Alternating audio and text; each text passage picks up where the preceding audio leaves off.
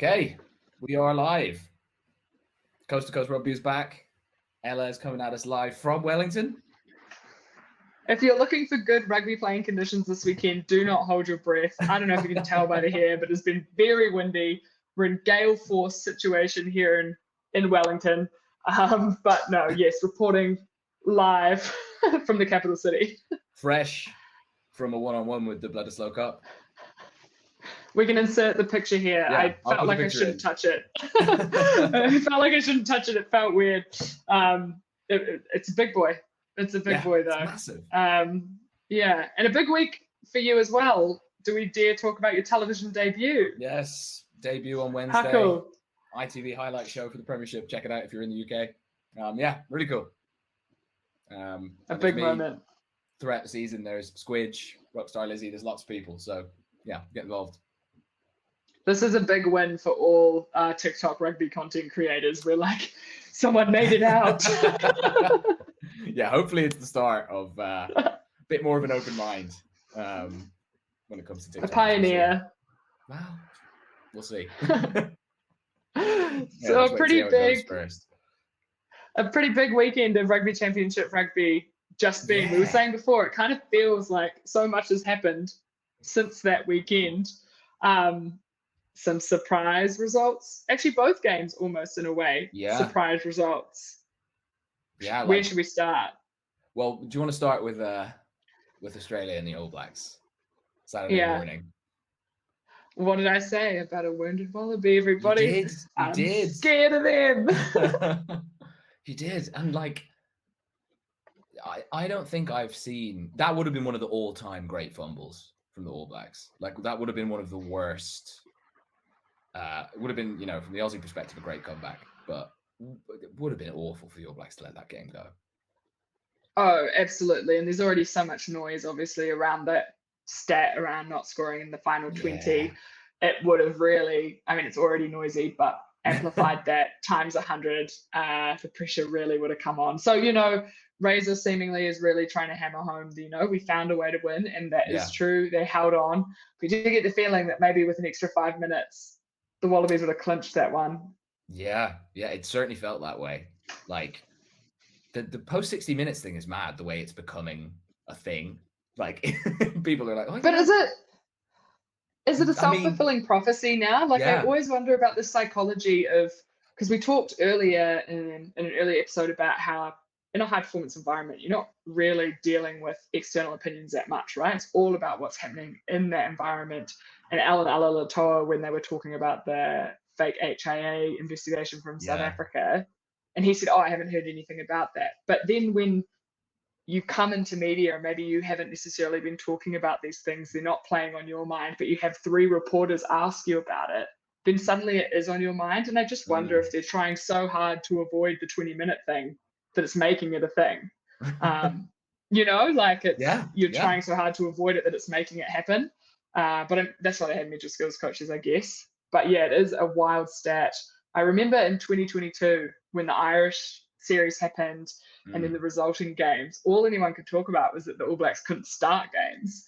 And now we're at this point where can't finish them. So somewhere in the middle is a perfect performance, I'm hoping.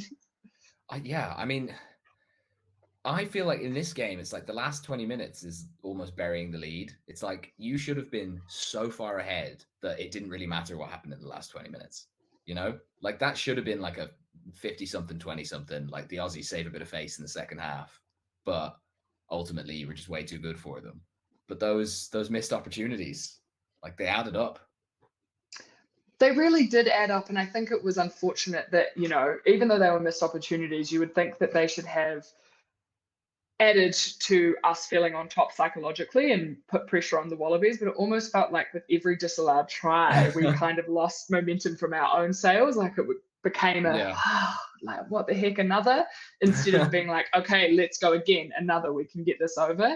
I don't know. I'm not too worried about it because to me at this point, if I look at the All Blacks team and their performances as a whole, it feels like we're one click away. And I don't know how we get that click, but once it clicks, I feel like we're in a really, really, really good place. I know that people aren't patient at the moment. We want results. Obviously, we were hoping for a better kind of winning percentage, but I do think it's right on the cusp of it. And had those passes gone to hand, there were opportunities being created. And I maybe will choose this moment to come in my DMAC defense. Well, because I'm sick of this. But is the one click? Is it a different player at 10? Is it going to happen this weekend? We shall see. Is that what we're going to see? Bodie stepping back in and suddenly the machine is well oiled. But I also think that DMAC is creating a lot of those opportunities in the first place, right? I just don't think he's as bad as everyone is saying he is by any means. He was perfect off the tee, which is what a lot of people have been asking him for. It'll be great when we can have all of that together. But I think he has played really well this season. And I think he has matured in a lot of the areas that people are asking for. Is he complete yet? No, but he knows that. Razor knows that. I don't think he's as bad as everyone is saying he is. That's my take. He's definitely being scapegoated, right? Like people are putting it all down to that. It's never one guy. Like, for the problem is if they go out and smash the Aussies as they should have last weekend, if they go out and do it this weekend and Bodie's at 10, then everyone's going to be like, oh, see, that was the problem. that's the change you needed to make. Yeah, I think I can see. I reckon Razor would have been like to him, why are you throwing that one out the back door when you can just pop it inside and we score a try, right? There's maybe that final couple of percent that for a test player, you've got to put those opportunities away every time. And for the All Blacks as well, historically a team that were ruthless the whole way through the game. Didn't matter how much they were beating you by. They wouldn't cough up opportunities. But he played the full 80 minutes in the 2 games against South Africa, didn't he? He was on the field the whole time. I think. We're going to get corrected for that if we're wrong. Well, maybe, we'll say we think at this point. Yeah, but one missed kick in the second game that maybe cost them a little bit. But otherwise, broadly controlled the flow of it well. I don't think he's as far off it as people say. I agree. Totally. And I think he also, that particular game where we were running riot at the start, obviously there are professional athletes who don't expect them to react this way, but potentially got a bit excited. Here's a time to do some fun stuff, that's how it looks. Let's do some flair. Yeah. Why else would you be going out the back door like that, right? It's because you're feeling yourself and you want to say look, and the criticism must weigh on them a bit.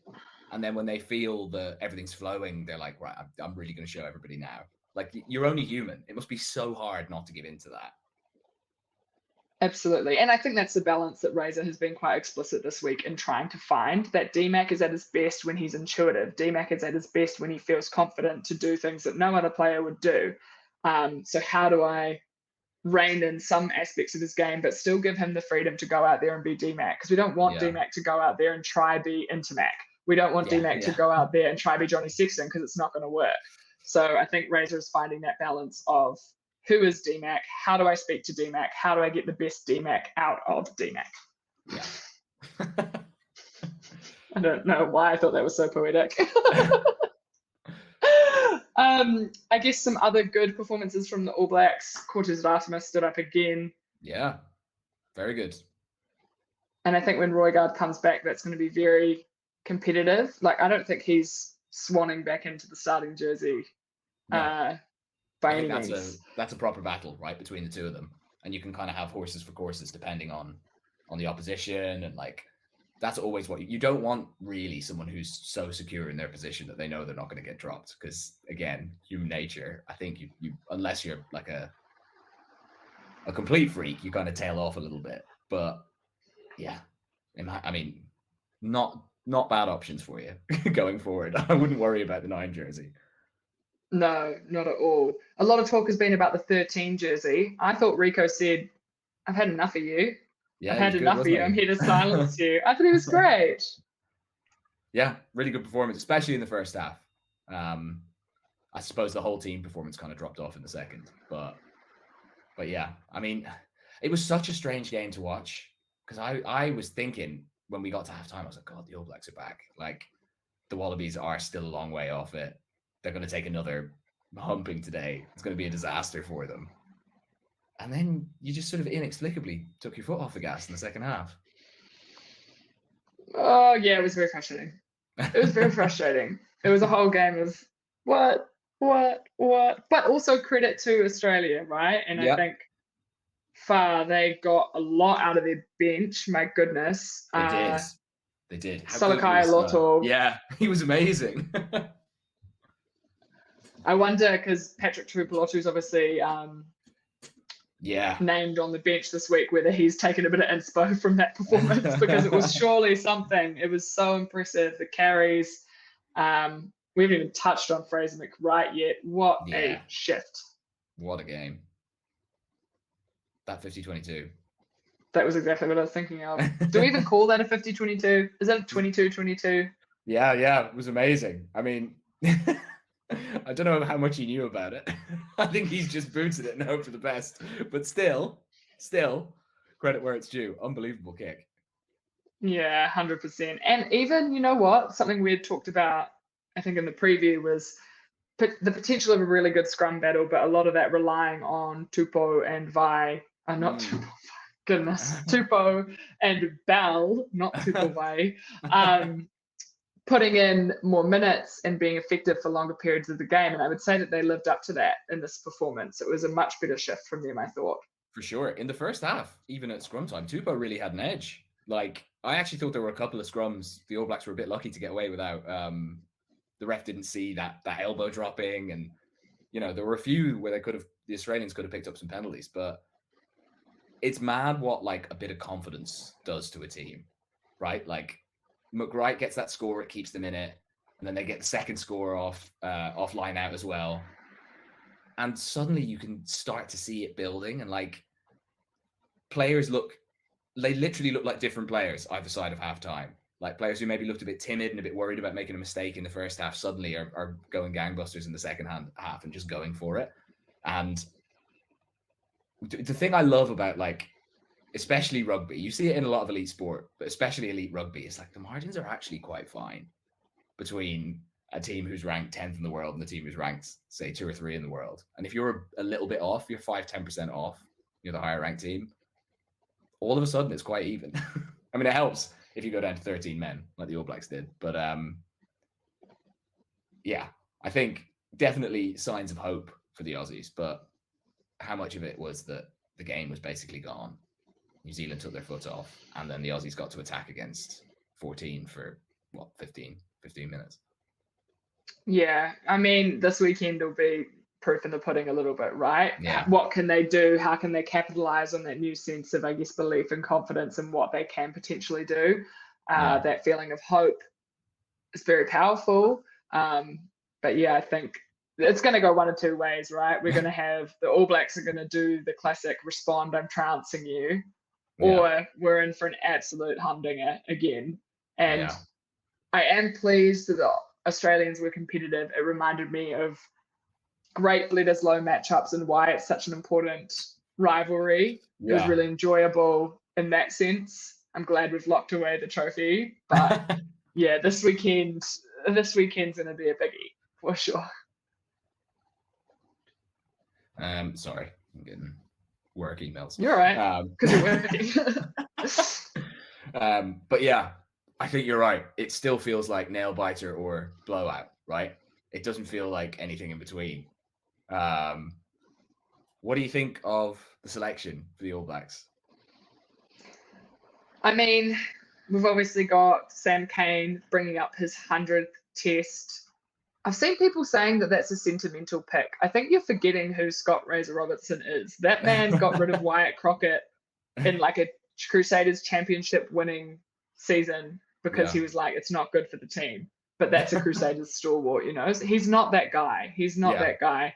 And Sam Cane has been performing, and he has been our best number 7. And I've been saying all season, he's still our best number 7. So I'm really pleased for him. How nice that his last game in New Zealand will be his 100th test. TJ Perenara also comes in to start. It will be his last game in New Zealand.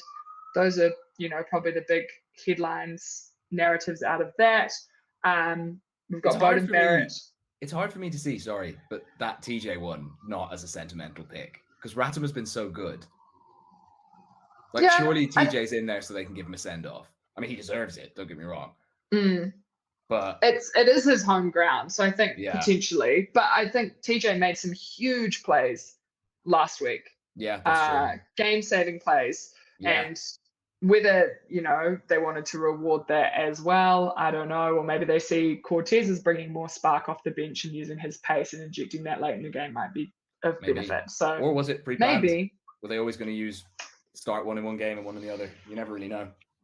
Well, Razor did say that Bodie was starting at 10 was something they were always going to do. DMAC has started the last 8, so potentially, and if it coincidentally fell at TJ's home stadium for his last home game.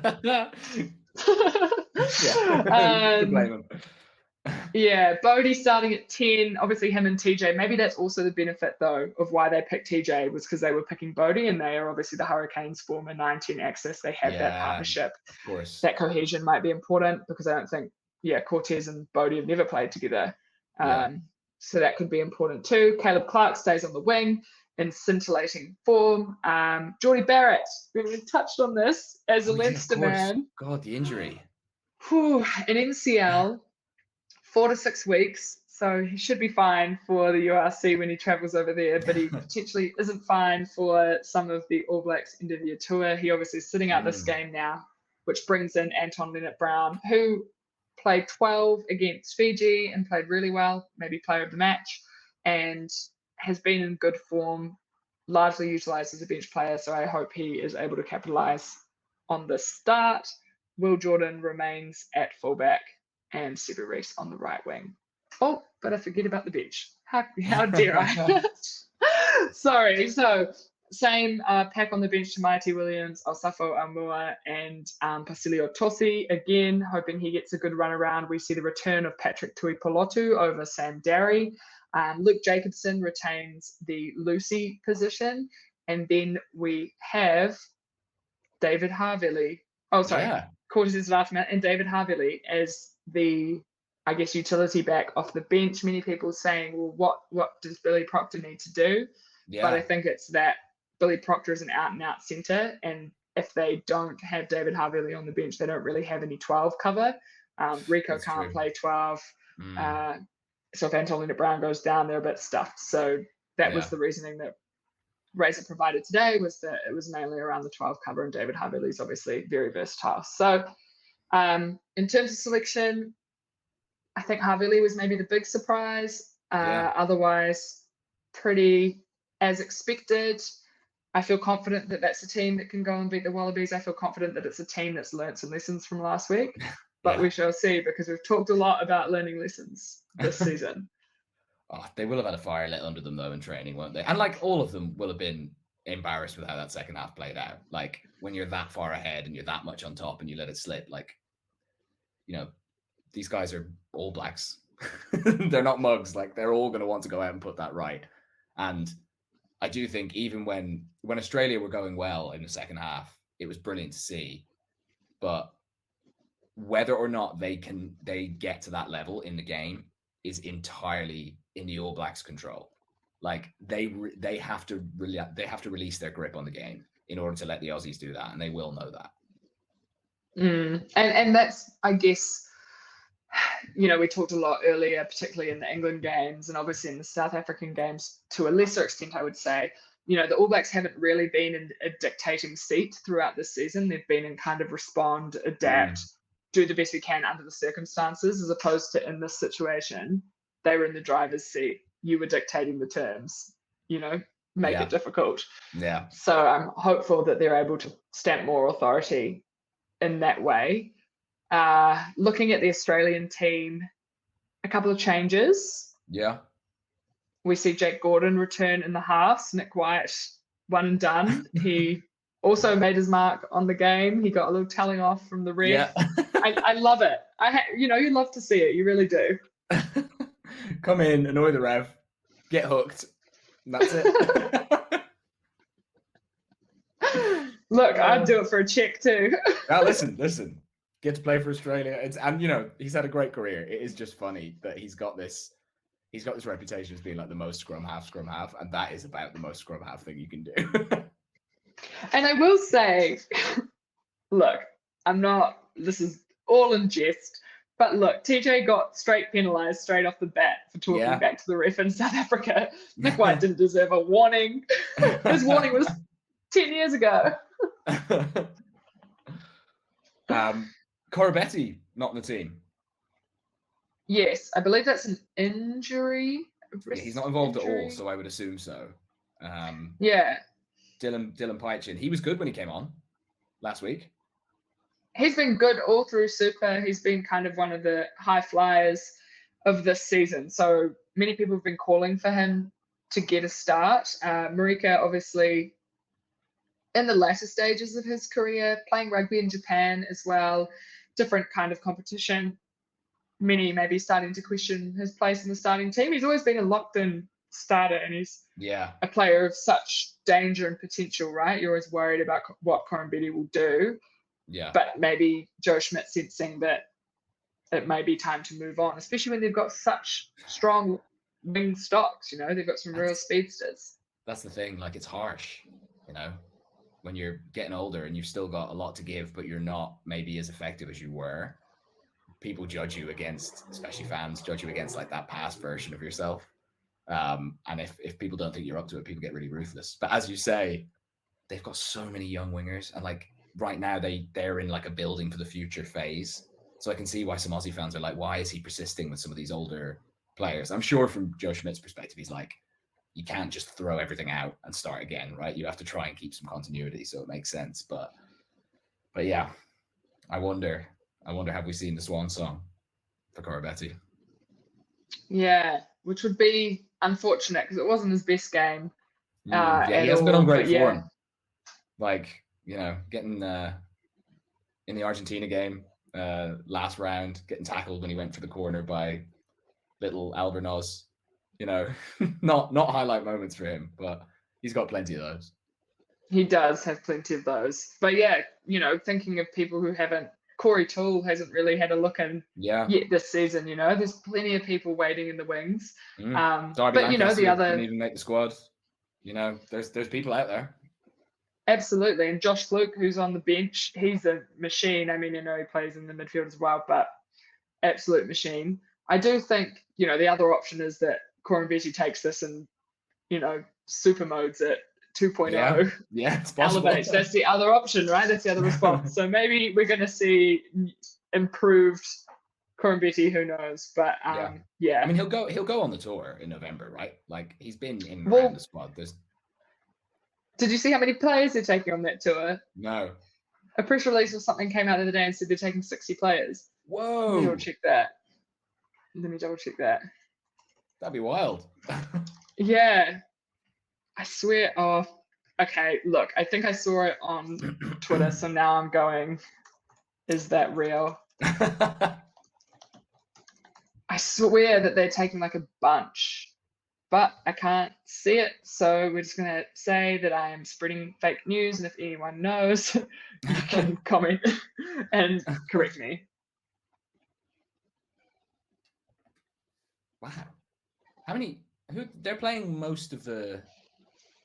They're playing like tough games, aren't they? They're playing Ireland. They're playing England. Yeah, I think. Are they playing Wales again? Yeah, I think they are. I think you're right. Yeah, they're playing.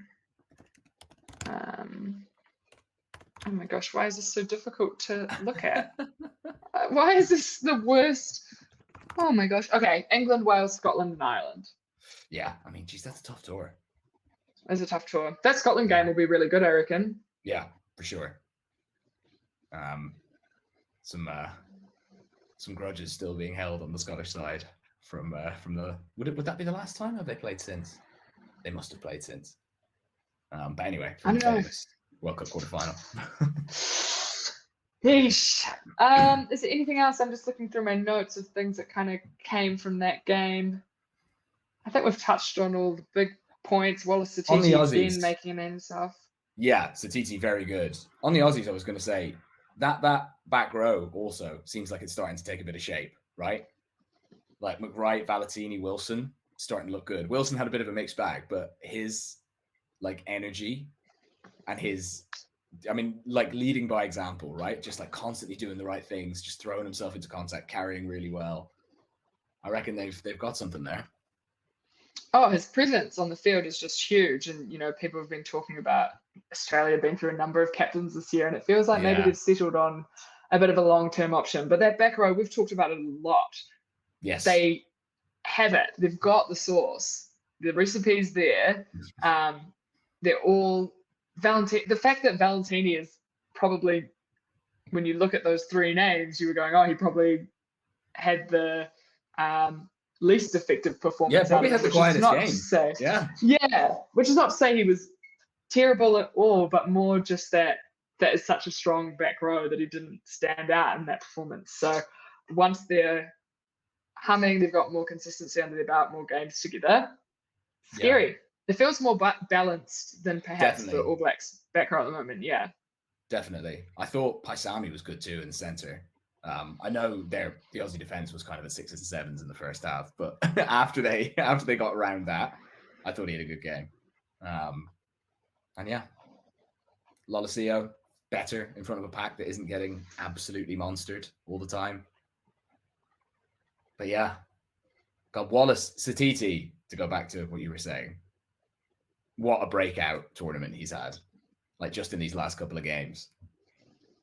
It's just wild to think of where he's come from. He wasn't even in the Chiefs' actual squad at the start of the year. He was in the development squad, and he was in number 8, and now he's potentially our preferred starting number 6. But I do wonder if they always saw him as a 6.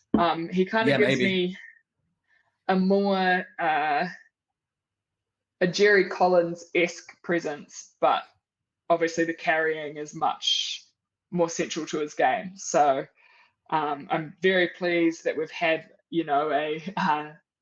a hallmark unveiling of a new player, because so much has been made of like, are we rebuilding enough, yada yada, and we can go, well, at least we got Wallace Satiti. Tell you what, there's been a large Jerome Kaino shaped hole at 6 in the All Blacks team for a long time. Like, could he fill it? I think with him being cautious.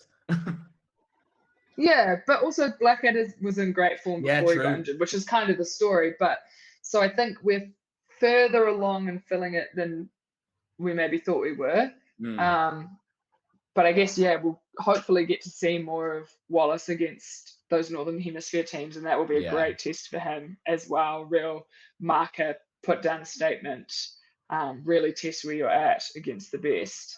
Do you know where Blackadder is in recovery terms? Is he going to go?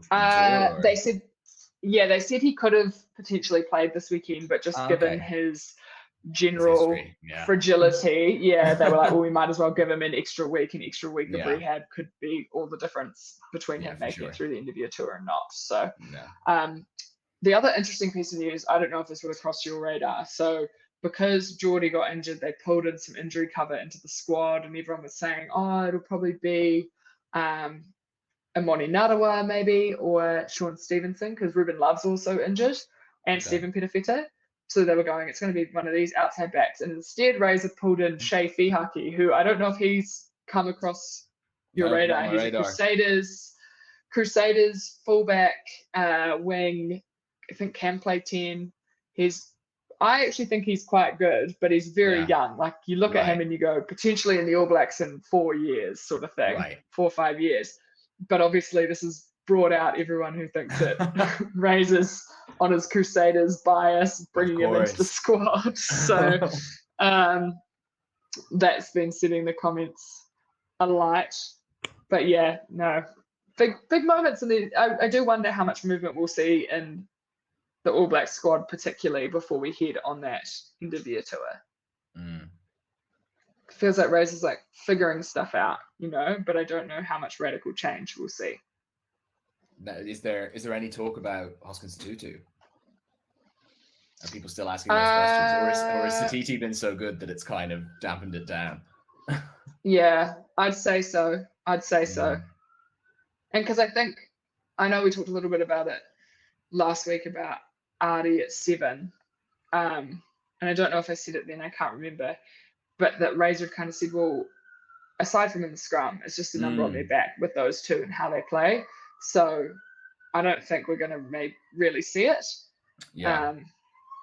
So I think that the Sotutu, but maybe Razor wants to see what Sotutu would look like in his system, and there's no harm if you're taking like a 40-person squad over. But we'll see. That's true. We'll see. So we shall see. From a nearly shock to an actual shock. Although, did we all do Argentina a bit of a disservice in in how shocked we were that they beat a weakened South Africa? We said they could do it. You and I said they could do it. That's true. I didn't think they would, though. No. What a game, though. Holy.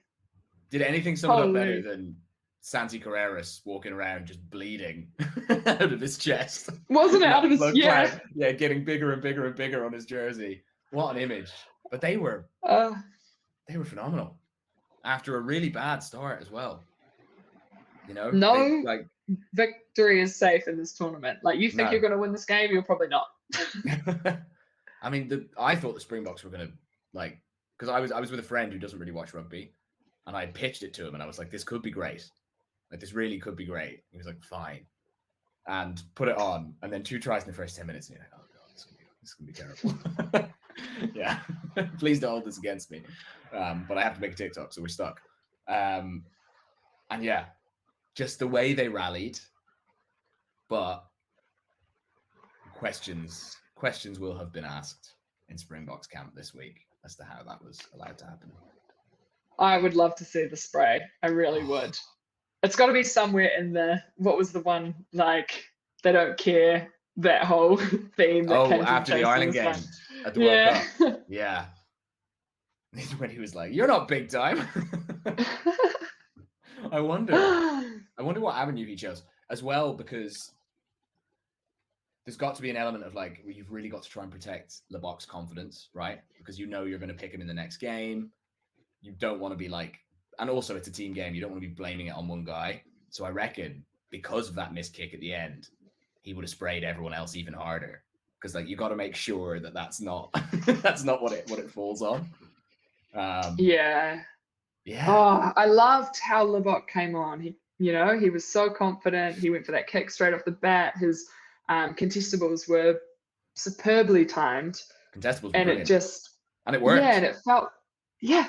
Yeah. He was commanding them around the park, and then when he lined up for that last goal, the kick at goal, us going, oh, you couldn't like ride it any better.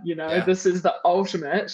And I was trying to explain to my partner who had tuned in for the last sort of 30 minutes and was going, what am I watching? And I was explaining to him why it was so crazy that Marty Lebok was stepping up to take this kick. And then I text you straight after. Yeah. Because my heart broke for him more because you knew how people were going to react. Yeah. Yeah. Not because you think he's like fragile or anything like that. Like, he will be fine, right? He's miskicked before. He's come back and performed really well afterwards. Like, we know he can do that. But like you say, just knowing what people are going to say. And the big question is, like, if you are a team like South Africa and you win so many games like that, like, how long will they persist with a guy who, because missing, one thing I thought was interesting in my comments, a lot of people were like, Pollard missed kicks in the game too, which is true. There are other mistakes. But there's something about, if you're going to be world champions, world number one kind of team, like, you've got to have a clutch kicker, Like, everybody feels that way. And somehow 3 points that are on offer in the 79th minute are worth more than 3 points that are on offer in the 3rd minute, because, like, the game is closer. It's the opposition has less time to react. There's so much more that goes into a last-minute kick like that. That's why the guys who can do it get paid absurd money and get to go play wherever they want in the world, But yeah, I just felt for him, because it would have been a great way to like quieten down all that speculation about him and his role in the squad if he'd scored. Yeah, well, and you're right that the points at the end of the game, because you know that you're running out of opportunities, right? It could be your last. That's why it's so important. And look, if any team knows what could happen if you had a clutch kicker, might be the team that lost by 1 point, missing 2 kicks on the Rugby World Cup. Oh no! So, and you're right that the South African, and we're seeing a shift somewhat in their style and mentality, but they are that team who have prided on punishing you for your mistakes, and the most effective way of punishing a team for mistakes is kicking penalty goals, because it's quick, it's efficient, and you can just be relentless with it. So I think you're right that the question is more, how do you fit that into the game plan? We've seen a lot of speculation this week. We've seen videos of Cheslin Colby and Hendrickse kicking goals. Is the question that you have Pollard at 12? That's been something people have talked about, so that you take the goal kicking mental load off Marnie. But then I feel like Marnie Libbok as a professional athlete, like we've talked about many a time, they're built different up here. He probably wants to do it. He wants to silence everyone. He wants to say, I'm the full package. Yeah, he will back himself 100%. And like, the margins are very fine, if the one where he kicked it into the end goal, where he was trying to find the corner, a couple of yards in that, they get the line out, they probably score and they win the game. Like, that's that, and it doesn't come down to it. But yeah, I think you're 100% right. He will back himself over and over and over again. He never shies away from, because there's other people who can kick the ball in all the teams that he plays for, but he always wants that kick. I wonder, like, could we see a Sasha Manny kind of access? Like, you could play Sasha at 15, and then you've got 2 ball players, and you can certainly attack a lot. Maybe that's the solution if you want to fit him in. But I know people talk about Pollard at 12, but I just can't ever imagine them dropping Dialende. He's so good at the moment. Why would you willingly not put him in the team? Yeah, it seems like madness, isn't it? But this is a problem, and I think All Blacks fans will be familiar with it when you have so many great players and great depth, and you want them all on the park. So then you start pigeonholing people into, and crowbarring them into places just so you can have them on the park. And sometimes it doesn't work. The Bodie, Richie, didn't necessarily work for a lot of that kind of experiment. So I trust Rossi much more than I trust myself on whether that would work or not. But it's an interesting and obviously a good problem to have. But there's only 23 spots. There's only 23 spots. Yeah. What do we feel? How much of it was the changes for South Africa? And then we can talk about Argentina. But they were missing some big leaders. They were missing some big, important characters in the team. It's hard to come up with a version of, like, why did they give up so many meters in defense? That isn't, well, Peter Steph Tutoy wasn't there, Dialende wasn't there. Like, some of the defensive leaders weren't there. But they I don't know. I kind of came out of this loss and was going, all right, like, bad in the immediate for for the Springboks, but this is potentially a very important moment for all of those players, and scary for everyone else what they take away from this game. It feels like the snowball's already happening, right? And they just picked up a little bit of learning, added it to the snowball, and now the snowball's bigger and more hard to stop. So I don't know. I think for every person that was potentially a big defensive leader who was missing, there was still Jesse Creel, who we talked about being the linchpin of their defense from centre. You had Malcolm Marks, who played 69 minutes, which we did wonder, didn't we? We said, how long is he going to play? He played a big shift. So uncharacteristically quiet in the game, Marks. A couple of line-out throws didn't go right. But then you never know if that's all the throwing or if it's a timing issue, with new guys in the line-out. Like, you never really know. Oh, speaking of the line-out, Etzebeth, the way he was just stealing them for fun after he came off the bench, that was ridiculous. He's a machine. He's a machine. What a joy. What a joy to be watching a live, goat just doing his thing. I'm trying to remember who I heard talking about this. It was on a podcast. I apologize to whoever had this really good piece of analysis, and I'm pretty sure this time it's not you. Last time it was you. Not me. No, last time it was you.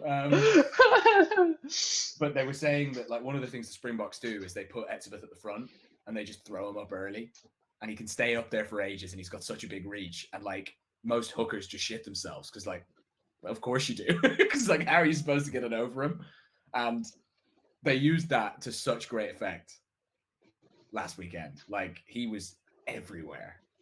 Pumas couldn't really get a line out together in the last 30 minutes. And yet, here we are. Yeah, but that's what's crazy is like second half, South Africa was so dominant for the most part. Like Albornoz got that kick, which was really important for Argentina, but for the most part, it was they went back to their old school way of playing, right? Big contestable kick, knock on, scrum, win the scrum penalty, squeeze. Like that was the whole second half seemed to be playing out like that, and it seemed inevitable that they were going to win it. But Argentina just managed to hang on in there, rode their luck a little bit. But also brilliant plays to put themselves in the position to win. Like scored some great tries, really amazing performances, like all over the field. And Albornoz. Wow. He played. Gosh. He came on in the game that Argentina won against New Zealand in Wellington.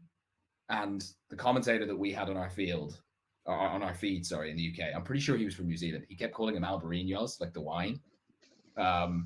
It's like people didn't even know his name, you know? And then he goes out there and puts on that kind of, like, it was an absolute clinic from him. It was a brilliant, brilliant performance. Yeah, looking through my notes, it's like Albornoz every two bullet points, you know, just he's everywhere. I just think they played some amazing rugby. I know the question then becomes, can they back it up? Like we've been down this road before. If there's ever a time to back that up, it's in South Africa with the Rugby Championship on the line. It's huge. It is huge, but I feel like they're still in that stage of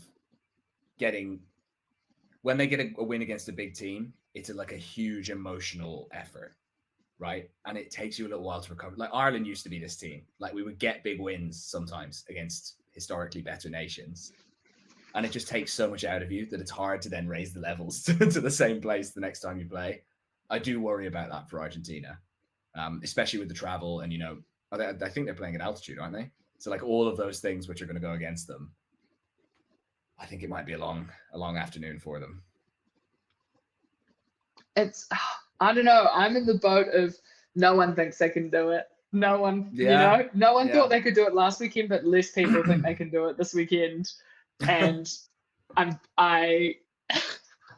look, it's just because we couldn't beat them. I'm like, whatever. Argentina can beat the South Africans. Do it for your allies, New Zealand and Australia. No, it would just be amazing for the Rugby Championship. But you do get the feeling that the South Africans, they're rolling out the big guns. Yeah. Everyone's back. Sia's out of the coaching box, and they're ready to win the championship at home and lift that trophy. Yeah, like if you look at the number of players that were missing in key positions, like if you were to take that South African first 23, right, and then go through and say like, well, this guy they could maybe handle losing. This guy is an absolute linchpin. They need him, and you were to go through like that, like as those linchpins, I would definitely. So Creel played like we talked about, but I'd also probably select Dialende, Khaleesi, Pieter-Steph du Toit. I mean, Etzebeth really you would want to start. Mbonambi and Marks sort of count as one, because if you don't have both of them, then it's hard to get the same value out of both of them in the game. So like they really were missing some key men. And the other thing is that just a few things kind of went against them in the game, like the yellow card for Arendse cost them a lot.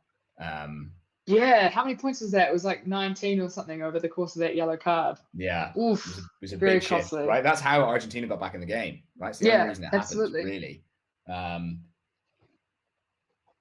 like Mateo Carreras, so dangerous. Like it's crazy how big yellow cards are in Test rugby. Like forcing yellows is one of the most impactful things you can do in a game. And Aronson was a bit unlucky. He didn't go to try and take the guy's head off or anything, did he? Like, yeah. Can we talk about? Sorry, I'm just looking at the notes that I took so Pablo Matera went off in the 55th minute, relatively early, but he was injured or head knock or something, didn't he? He looked like he wasn't good, but they'd already done their subs and things. I think had Kramer come off at that point, and they had to have their replacement hooker playing on the flank in the scrum, Ignacio and he played the rest of the game there. Yeah. So some things went against Argentina too. Yeah, no, that is true. Like, and I did think one of the South African commentator, when Matera went off, he actually said, "Oh, I think Argentina are going to run out of soldiers," and I think previous generations of Argentina would have. But this time they were able to start with Gonzalez on the bench. They have Oviedo now in the back row as well. Like, they're definitely starting to build a bit more strength and depth, right? Like a bit more quality. And Ignacio Ruiz, that will be a huge learning curve for him. Like, now they have a replacement hooker who they know can also do a job at flanker against the best team. It's like the reverse Dion Ferry, isn't it? Yeah, exactly. I just kept looking at him, and he was so much shorter than everyone else, just standing right on the side of the scrum. But what a shift! Impressive, very impressive. Yeah, really impressive. And just playing with a lot of invention. Taking their chances when they needed to. They were so clinical in terms of try scoring opportunities. I don't think Argentina missed one. Like, South Africa missed a few. Argentina, it felt like every time they got close enough to score, they did. Super efficient. You're right. Yeah, I'm such a big fan of Joaquin Oviedo of the 8. He's so good, so destructive. Just box office to watch as well. Most of all, like, I was a bit, it was a 10 p.m. kickoff, and I was like, oh God, like, I'll do a TikTok after. I'm going to be up till 1 because of this. Like, maybe I'll just do it in the morning. And then the match was amazing. Like, there's no better feeling than just getting brought right back into it. And Argentina have done that to me twice now. I was about to say, was that not you on the couch with the Wallabies? Argentina games. You keep getting sucked in. Poor Andy, guys. Someone needs to help Andy say no. I can't help it. It's there. He loves his footy. Yeah. I mean, you don't want to belabor the point with Libbok in the end of the game and how it went, but God, even my non-rugby watching friend, when he stepped up, was like, "This is the guy you were talking about." I was like, "Yep." Maybe we're playing the long game, and in 2027 in the World Cup final, he's going to hit a 70-meter drop goal that no one thinks he can, and it's all for the story, and it's going to go down in folklore as the greatest kick of all time. That's what I think is happening. It would be amazing. It would be amazing.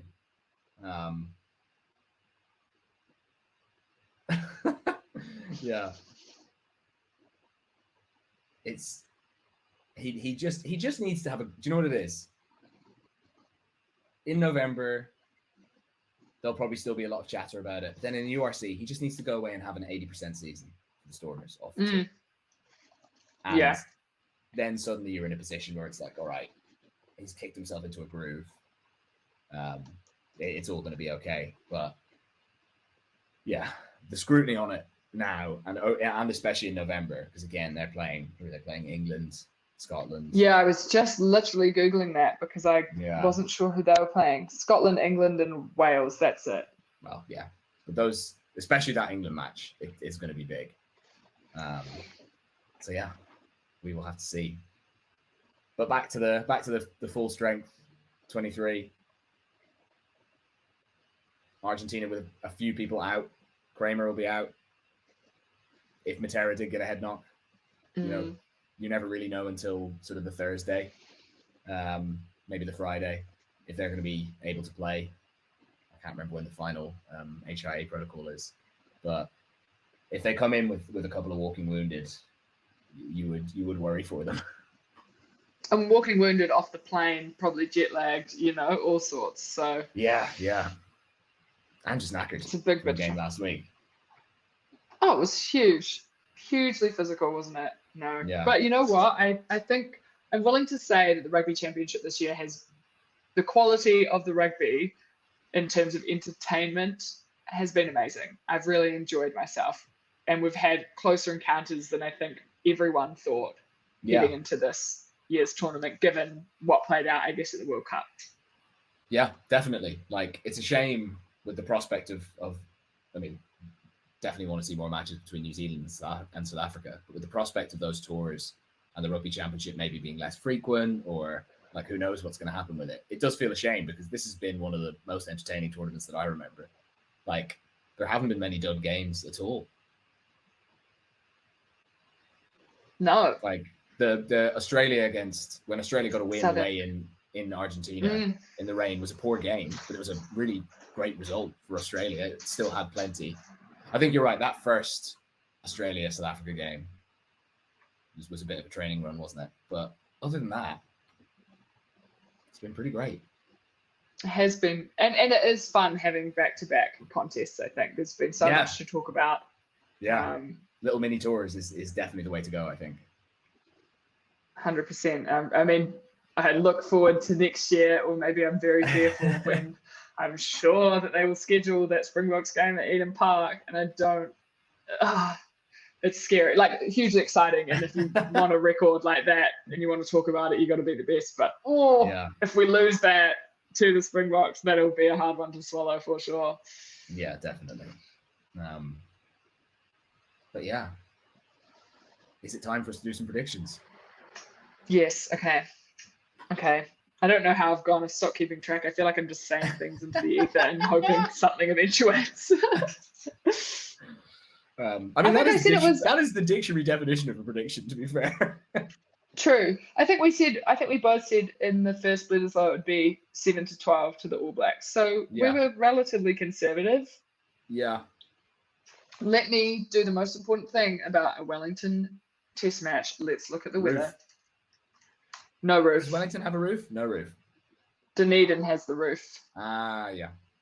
Okay, so currently, today on the 26th of September, cloudy, showers becoming widespread this evening, norwesterlies, gale in exposed places gusting to 100 kilometres per hour, just to give you where things are at. But Saturday currently is saying fine, with northerlies developing in the morning, no rain. On that basis, I'll stick with my same prediction. I think the Aussies will be up for it. I really do. But I think the All Blacks will have learnt their lesson. I'm saying All Blacks 7-12. I'm going to say... I think it'll be a bit more. I do think we'll see another backlash performance. I think 15-20. I think they'll reckon in the end. I think so many things had to go Australia's way the fact that the All Blacks should have they dropped sort of 3 try scoring opportunities. The TMO took one off them. Ardy had that one where he got held up. They had the try, which was the whole end of the field. Do you think, sorry, conspiracy, I just had noted it and I meant to talk to you about it and I forgot until this moment, but Ardy got stripped sort of 3 times. I feel like Joe Schmidt knew something about how to come at Ardy Savia and told people exactly how to do it, because it was noticeable how often he was getting stripped, and it almost became like, don't give him the ball, because they had obviously come up with a way of getting around him and dislodging the ball. Yeah. So I hope that he's managed to, I'm sure he will have, they'll have addressed that, but that was quite bizarre to see. I mean, there were obviously the set piece, the strike play that they scored off the line out. That's built on inside knowledge. There were a few things that you looked throughout the game where you're like, yeah, Joe's clearly spoken to them about this. But again, I feel like because the game ended up being so close, what was completely lost is the All Blacks scored, what did they score? 5 tries? What was the final score again? 4 tries. 31-28. 31-28, is that right? Yeah. Let's go with 4. Hang on, I've got it here. It feels like it's been a month. They scored 4. It feels like it's been ages, but they scored 4. But like, they genuinely could have had another 6. Like, it's not often you say that in Test match rugby against like 2 of the top teams. So, Australia will be up for it, all that kind of thing. But I still think they're miles off where the All Blacks are. This test will tell us more than last week for sure. Yeah. And they've got to travel this time. So yeah, you know what? I'm talking myself into my prediction. Like 15-20, I think. Okay. He's convinced himself, everybody. Yeah. Can you convince the All Blacks of that, please? Yeah. I'm gonna go do a little pep talk. Yeah. Well, they've had old Wayne Smith's been in camp this week, so I'm sure if anyone was to deliver a pep talk, he would be quite a good option. South Africa, Argentina. This is a real head and heart, isn't it? This is a real head and heart. Yeah, it is. South Africa will do it. They will do it. The home crowd, like no team responds. Well, maybe aside from Argentina, responds to the support of their home fans like South Africa does. By the way, that was the first time Argentina had ever played in that stadium. Was it? Yeah. They'd never played rugby in that stadium before. And, normally the home stadiums they play in, they're smaller, right? Like they're a bit more agricultural. They don't look as impressive as that one. How amazing was that crowd throughout the game? How brilliant were their fans? Like, it was amazing to see. Because I reckon that's probably usually a football stadium. Probably should have done some research to check that out. But I would assume that's usually a football stadium. And to see it so packed full of fans and to see the atmosphere, when they all started jumping up and waving their scarves, I think it was around like the 70th minute when they all started thinking like, maybe we're going to win this. Absolutely amazing. I loved it. And that's what you miss out on by not developing and growing the sport into nations outside of the top tier, right? There's so many excited fans. I've been doing some research around WXV and Madagascar, their women's team. They get crowds of like 18 to 20,000 people. Wow, really? Yeah, like huge crowds to come and watch their women's team. And so you just think about there's such passionate people who want to get behind their countries. So yeah, I agree. Except for the lasers. The lasers on the ref. Yeah. Look. Don't. South America. It's unavoidable. So I'm gonna say the Springboks are gonna do it. The Springboks are gonna do it. They're gonna do it by. I'm gonna put one number on it. It's gonna be Springboks by 6. Yeah, I'm going to say Springboks by 10. Okay. And we're going to see He loves a big scoreline. I do. I always overestimate. And we're going to see Sia lifting the trophy afterwards. Oh, you know what was really funny? Him being in the coaching box, you could see everyone else had to raise their anthem participation like 50%. Because it's like, you can't see us putting you all to shame. You can't be standing there and mouthing it. Like, you got to get involved. Do you think Tony Brown knows the lyrics yet? he definitely does now. Sia's been having, how like the All Blacks obviously have like haka practice. Yes. Sia's doing anthem practice. Yeah, I mean, after he screamed that in your ear a couple of times, I reckon you'd remember absolutely every word. Be recurring in your dreams. Yeah. All right. Well, we've done it. Another week, round 5. Almost the end of the Rugby Championship. Then we've got a bit of a break. I'm assuming we'll be back in November. Yeah, because then we got a All Blacks Ireland matchup that I'm already terrified for. Oh my God. We haven't, as a podcasting partnership, we haven't been through that yet. No, we haven't. Because I don't know. Can we withstand the tension? Can we withstand the sledging? Oh no! Oh God, yeah. I'm going to that game. I'm so jealous. Super excited for that. Have you been to a New Zealand-Ireland game before? I have, actually. I've been to a few. I went to the one at the Rugby World Cup. We won't talk about that. Yeah. And I've been. Do you remember? So we beat you in Chicago, and then you came and beat the shit out of us in Dublin the week after. I was at that game. That was tough. And then I was there the first time we beat you, the Stockdale try.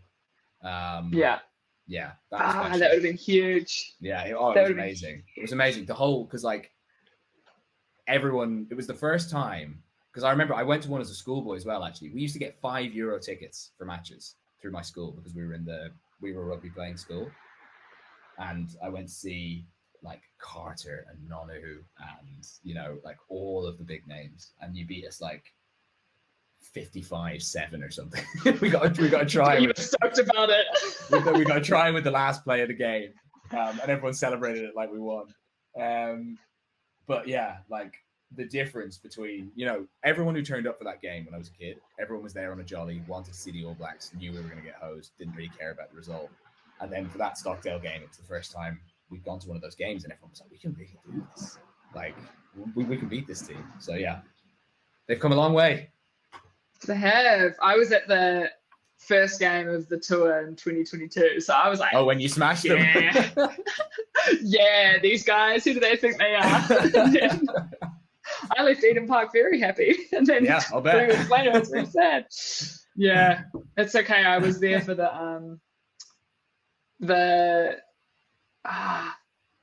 it was the France game in Wellington where there was that shocking red card. Was that when Sonny Bill got red carded in like 2017? And that was like that was a bad one. So those are the two that I ever do remember. But yeah, we'll see if we can withstand the tension of an actual matchup, because we can just compliment each other's teams at the moment. Yeah, that's true. At least it's the first game. At least we'll get it out of the way. Although it's not. It's Ireland's first game. You're playing England the week before. Yeah. Yeah. We've got a very tough tour. You have got just Italy at the end. Yeah. It's all good. It's all good. Lots more to come. It's fine. Anyway, all right. I'm going to be late for work, so I'm going to have to bounce. I hope you all appreciate the time and energy that Andy puts into this in his workday. Oh, Ella as well. We have to coordinate across time zones. We have to do. There's quite a lot goes into this. But we're on a good rhythm, so at least it works now. Exactly. All right. Well, and I'm the only one. I'm the only one who's managed to sleep through a potential recording. But we salvaged. It was okay. We've salvaged. There have been numerous eras that I don't know if you guys have realised we've salvaged. We won't talk about what happened with Ben's interview, but that's okay. Oh God, yeah. But see, it's all on my side though. That was me as well. That's okay. I'm sure there'll be something. There'll be something. All right. Thank you everyone for watching. Comment, subscribe, share. Thank you to everyone who's ever engaged. It's always good hearing what you think in the comments. We'll be back next week. Yeah, I think so. We'll have to review the tournament, right? Yes. Highs and lows, peaks and troughs. Oh, highs and lows. Absolutely. Yeah, we'll do that. Fabulous. All right. Catch you next week. Enjoy the games, everyone.